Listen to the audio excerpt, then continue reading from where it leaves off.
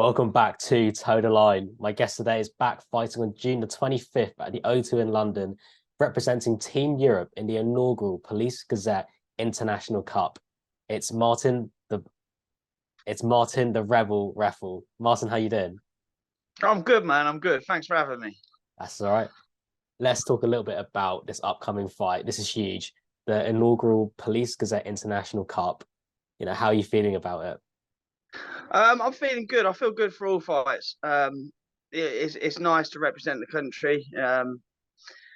It's a big tournament, to be fair, and the guy I'm fighting's quite a warrior in what he does. I think he's an MMA fighter, ex-MMA fighter. So I'm looking forward to it. Yeah, it's a new challenge in that it's BYB rules this time. So Trigon, 3 minute rounds, punching in the clinch. How are you feeling about that? To be fair, it's kind of how I like to fight. Inside, all right, the clinch I'm not too looking forward to, but it's something new. It ain't nothing I'm afraid of. I've done some training for it. I suppose you won't know until you get into it.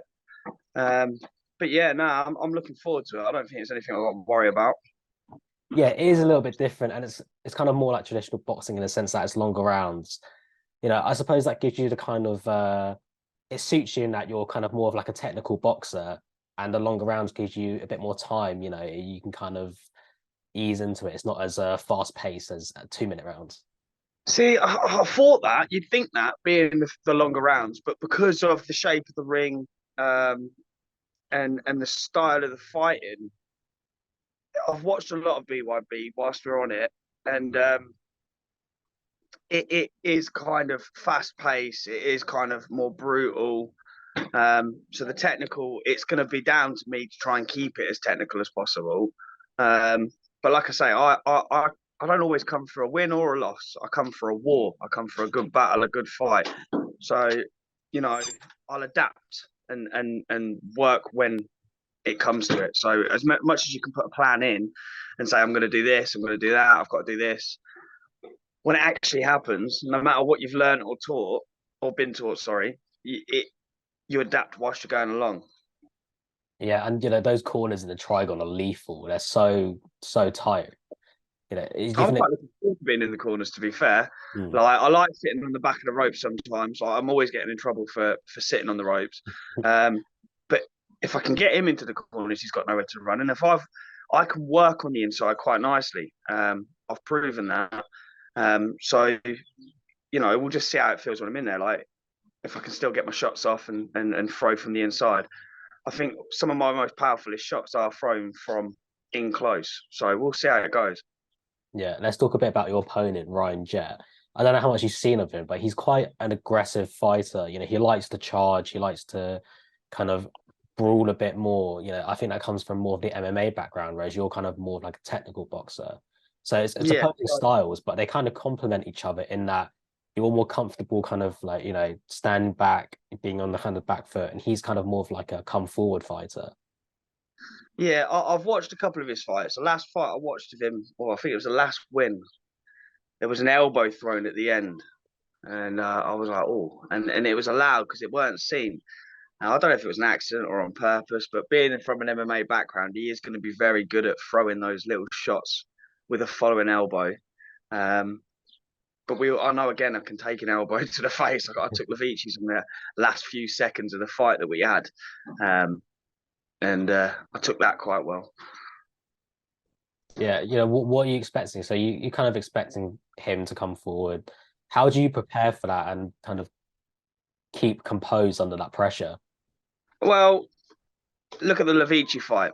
The Levici fight is a pure example of what it's like to stay composed with somebody rushing forward. Mm. All right, he's got the clinch involved, but Levici just kept coming forward, kept coming forward, and for a small fella, he could close the ring down brilliantly. And I kept composed in that fight.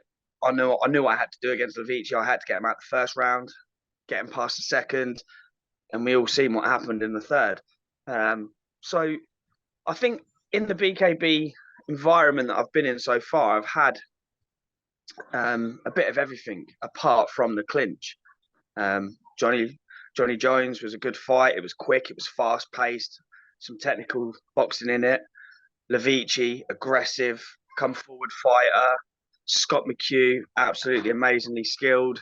Kept the pace. Um, adapted as the rounds went on. And then Johnny Lawson, a complete warrior. You know, the guy has been in there with so many different people. And he can just take everything that's thrown at him. Even though I was attacking that body, he kept going. So I think in the 4 fights that I've had, I've been able to kind of have a bit of everything apart again from the bench. Yeah, it's kind of like all of the fights you've had so far in BKB, kind of like you've had that experience enough that, you know, when there is like a kind of change in dynamics with like the environment and the rules, that you kind of are prepared for that, right? Yeah, I'm prepared for anything. It's the same as living day to day life. Anything can happen. And you've got to adapt to that. So when Ryan comes out guns blazing, which I'm sure he will, in the moment, I'll see what happens. You know, I might decide to trade and toe to toe with him. I've worked against defence in the clinch. I don't really want to do the clinch. It's something I wanted to do with BYB, but you know, the clinch is a whole different ball game.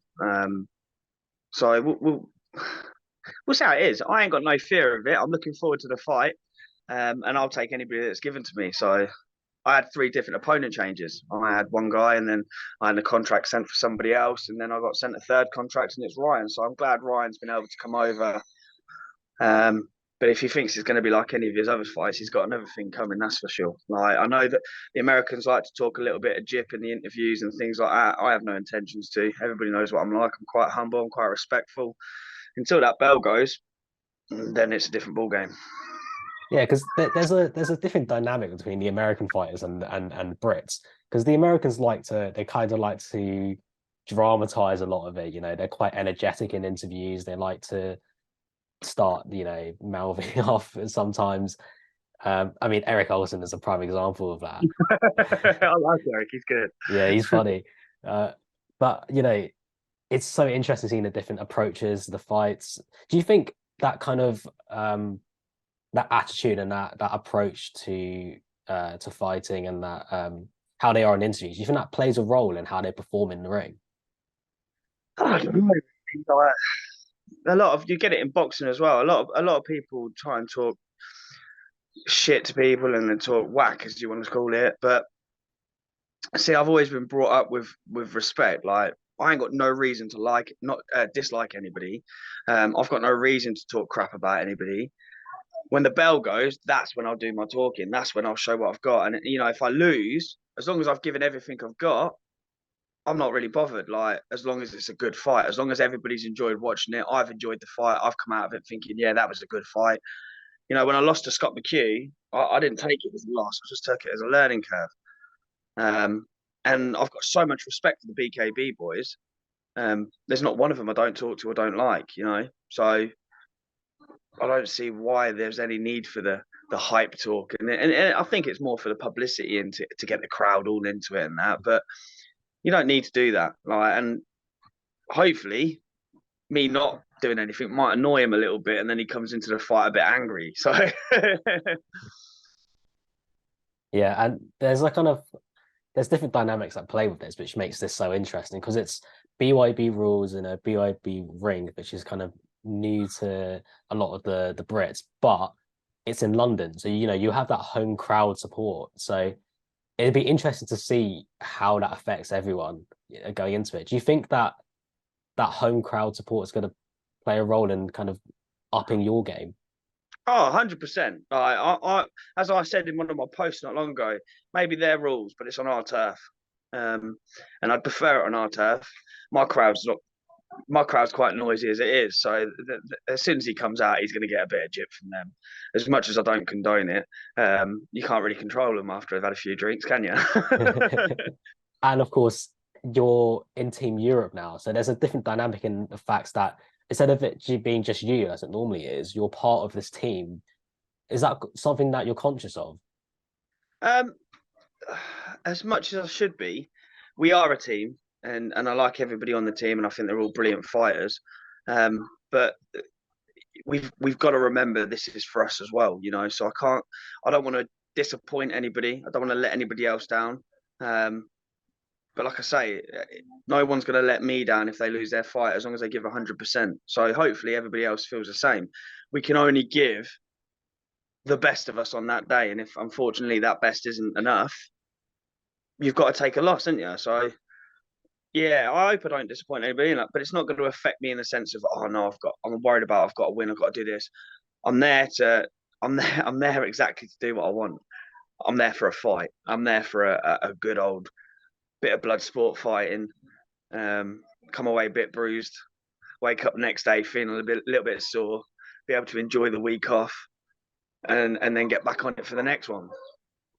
Yeah, and I suppose when with a team event, the best thing you can do for that team is just to be the best you can be, and that comes from kind of just focusing on you and making sure your performance is as good as it can be, right?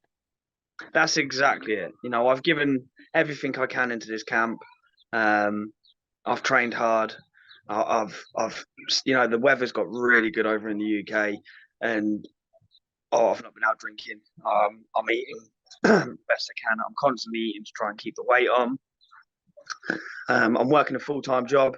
That's in the hot sun, so I'm constantly trying to stay hydrated, and I'm doing everything I possibly can to give the best I can on the day, on the night. How has your training been going for this? Yeah, hard work, like hard work. As I say, I work a full-time job. I've got 6 kids at home. So I'm a family man. So I train, and I also teach people to fight as well. So I train the best abilities. Like, I train every day, apart from on a Sunday. Um, and it's been around the trigon. So we are trying to cut the ring off into a triangle. We are trying to work on the clinch. I've got a few Muay Thai boxers that I've been sparring, some K1 boxers, all that know the clinch quite well. So yeah, hopefully that will show on the night. Is that something that's kind of different then from your previous camps? So, working on the clinch and in that kind of closed environment. Yeah, that's the main change that we've done for this fight. Um, but as I say, it's been hard work. It's been hard graft. I've got another week left. Well, another week and a half left of training, and then I'll take a few days off. I've took a few days off work as well, so I can just rest.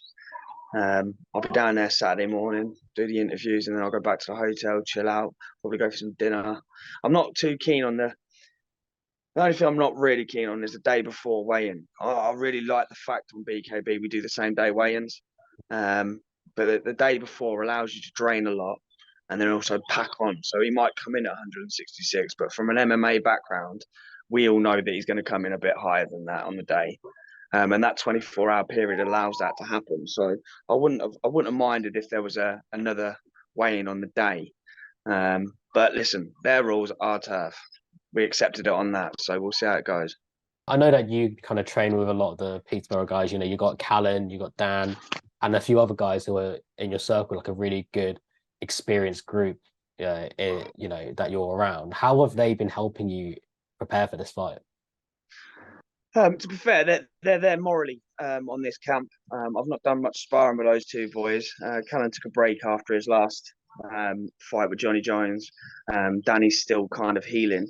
I tend to take a lot of bigger lads. So I take on, I don't know if you look at my post at all, but I've got a guy called Brett Groom, probably about twice my size, if not a little bit more. I try and spar heavier lads so that their power for their size is more than what somebody at our weight, to try and condition the face, as you may say.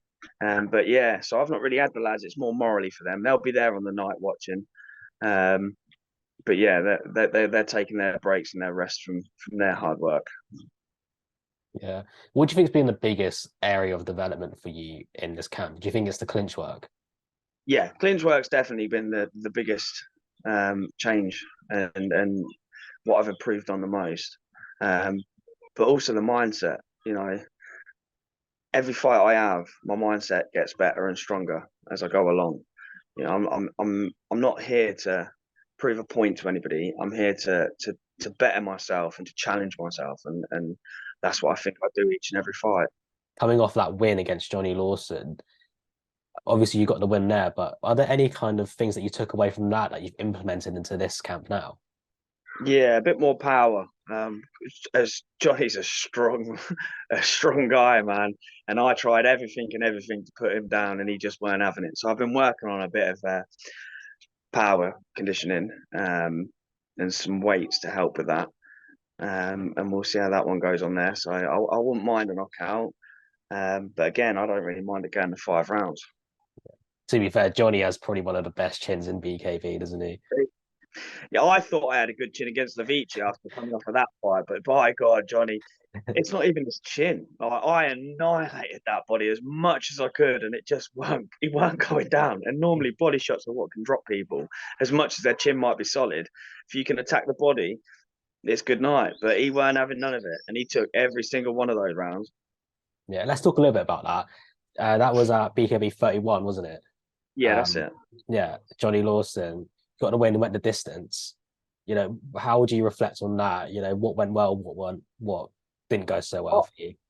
I actually think the whole fight went well. As I say, Johnny stood his ground and he went the distance, but I think I composed myself quite well. I was actually a little bit tired for that fight, and I make no excuses, but I, I I'd only stayed over the Saturday night in London, so I obviously booked out the hotel in the morning, and the fight went until the afternoon. So I was actually spent the whole day walking around London. So this time, because it's on a Sunday, I've took the Saturday and the Sunday night, so I've actually got somewhere to go back and rest.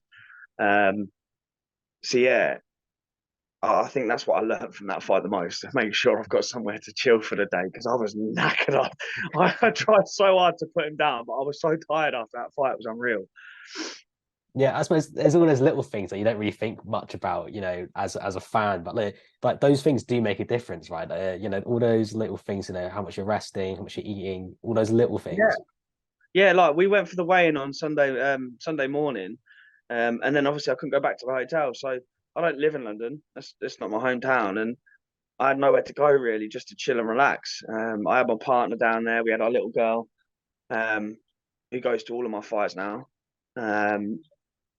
And yeah, we were up on our feet all day. Like, we found places to sit and chill and that, but it's not the same as going back to a hotel, falling asleep, waking up for after a couple of hours kip, getting a shower, getting a massage from the missus, like just those little things that you can use just to relax and help you prepare for that fight on the day. But this time, I've learned from the last time. I've booked the 2 days this time, and we're gonna again implement that rest into the fight.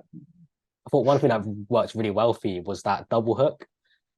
Yeah, Was that something that you worked on prior to that fight? yeah. So actually, before I was meant to fight Johnny, I was meant to fight Luke Kelly, and obviously Luke Kelly beat Cal, and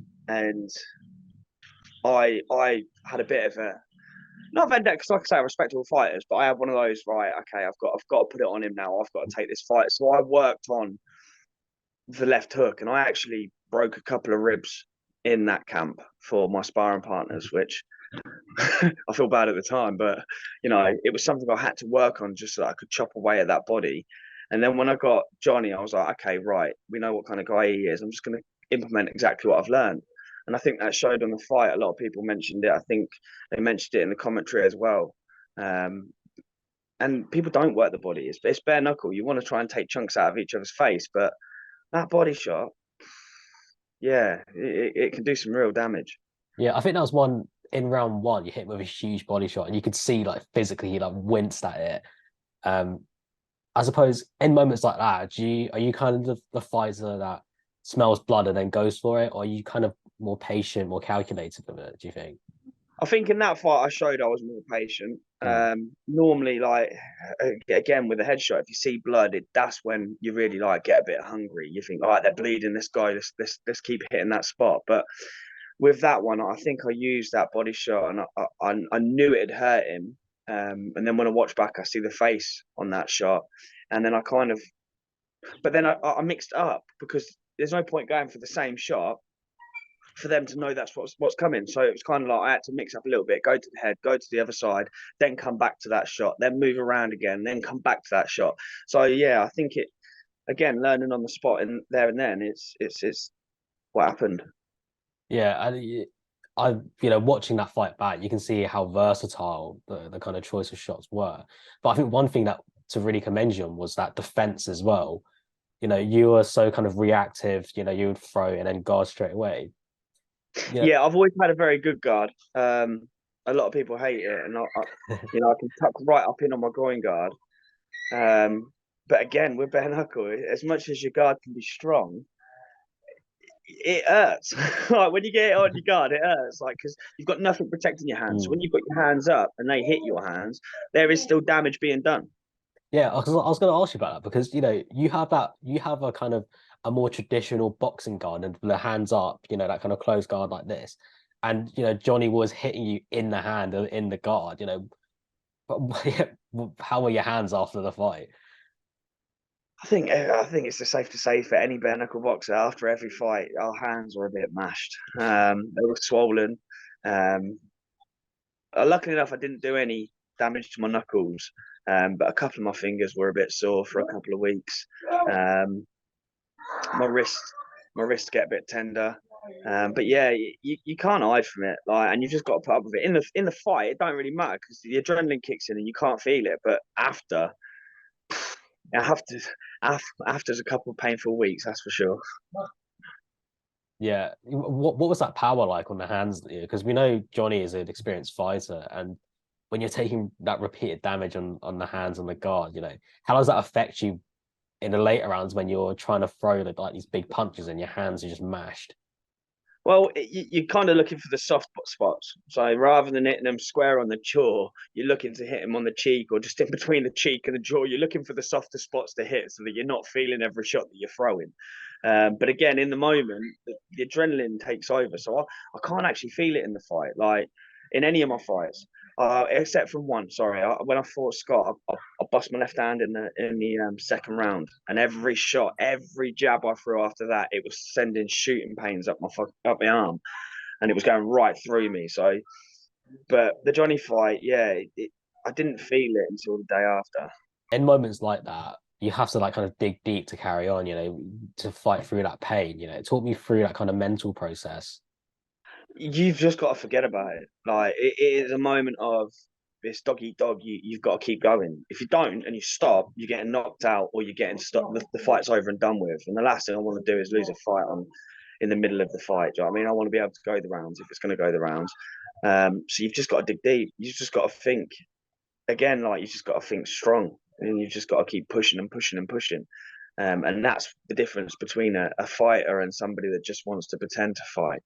There's some people that will get in, get hit, even in glove, they'll get hit and then it's over and done with. But yeah, no, I'm definitely a fighter and I'll go till the end. I keep saying I said to the missus, I'll stop when I'm 40.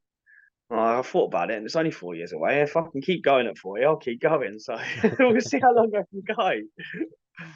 I remember in your after the fight, you talked about this kind of two different sides to you in two different mindsets as a fighter. There's a kind of one side of you that wants to go all out, that wants the war, that wants to bring that brawl, and then there's another side of you which is kind of patient and calculated. How do you find that balance between the two?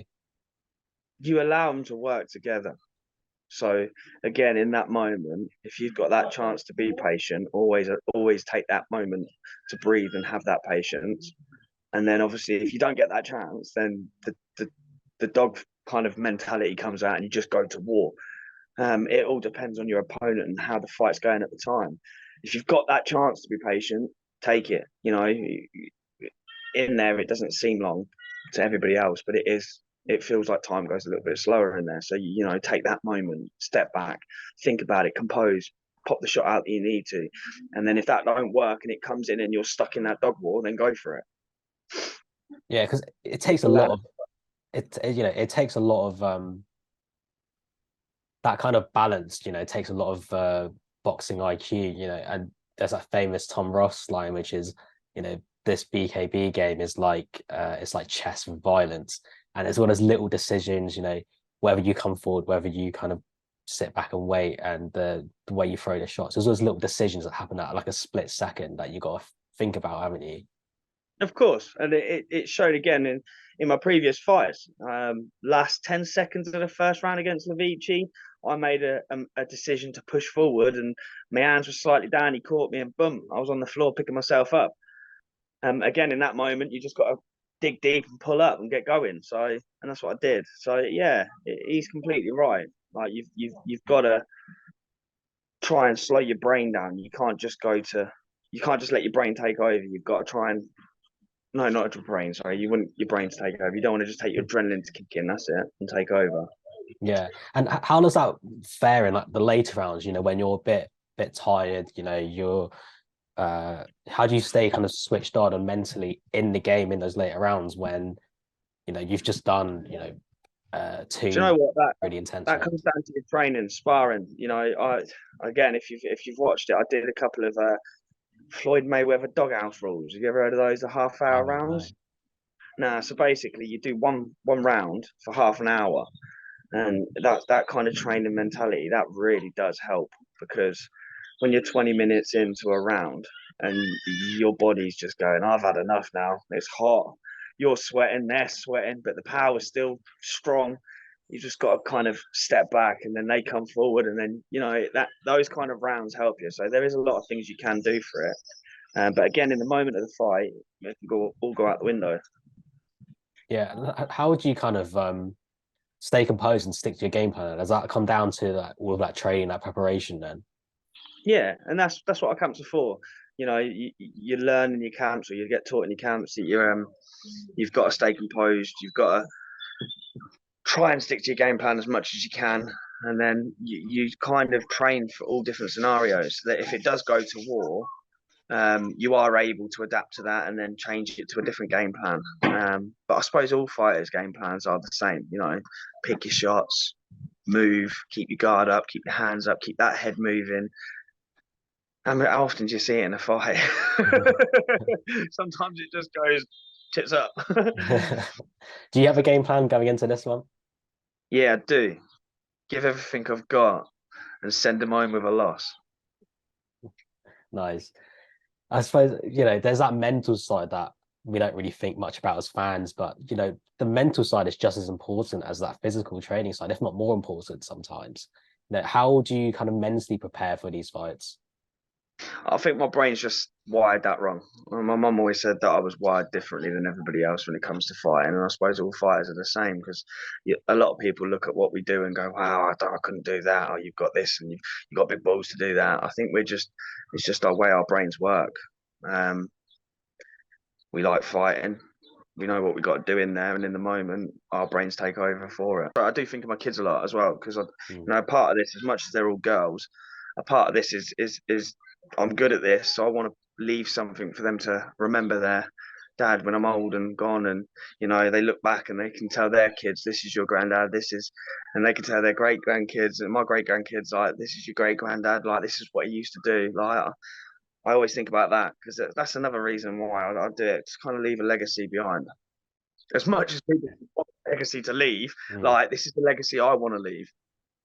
I suppose that's a good source of motivation, you know, for each fight as well. Yeah, well, I've got six girls, so it's another reason why I fight, just to let anybody lads know. But When yeah, you are kind of like in the very closing stages in the lead up to this fight, is there any kind of like mental preparation you do kind of very close before, like visualization or anything like that? nah, I just visualize a good fight. I rest, I sleep. Well, apart from last time, but normally I rest, I sleep. Maybe get some good food in me. I'll have a little cuddle with a little one.